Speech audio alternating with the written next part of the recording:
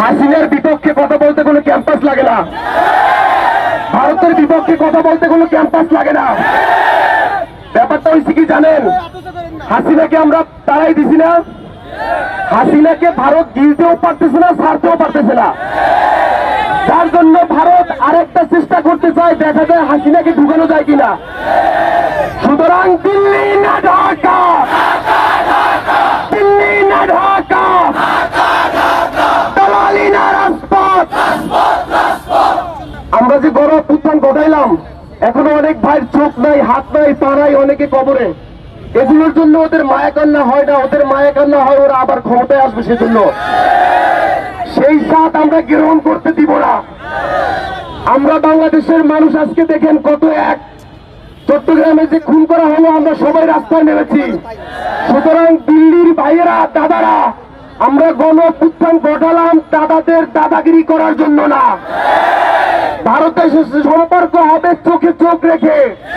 আপনি অর্ডার করবেন আর আমরা চোখ বুঝে দাদা দাদা করবো, এটা চলবে না। মনে রাখবেন, এটা নতুন বাংলাদেশ। আমরা সবাই একটু হাতের ডান দিকে তাকাই, মাতৃভূমি না মৃত্যু। সুতরাং পাতাটা সুযোগ নেই, দালালি চলবে না। দিল্লি না ঢাকা, দিল্লি না ঢাকা। আমি ফেসবুকে ইউটিউবে ভিডিও বানাই, কিন্তু দেশের সাথে যখনই যেখানে দুর্দিন আসবে আমি সেখানে আপনাদের সাথে আসবো।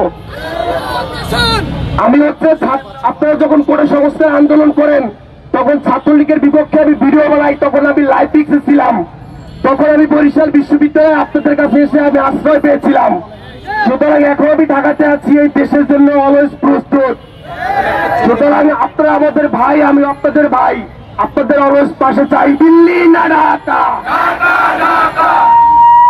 বন্ধুগণ,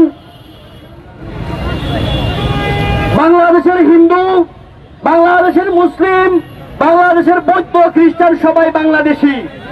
এই বাংলাদেশের সকল নাগরিকের নিরাপত্তা দেওয়ার জন্য বাংলাদেশের সরকারই যথেষ্ট। দিল্লির কোনো মায়া কান্নার দরকার নাই।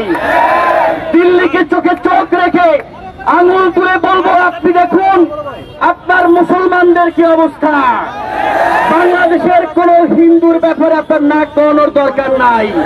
তারা নিরাপদে আছে, তারা বাংলাদেশের গণ অভ্যুত্থানের পক্ষে আছে, তারা নিরাপদে থাকবে।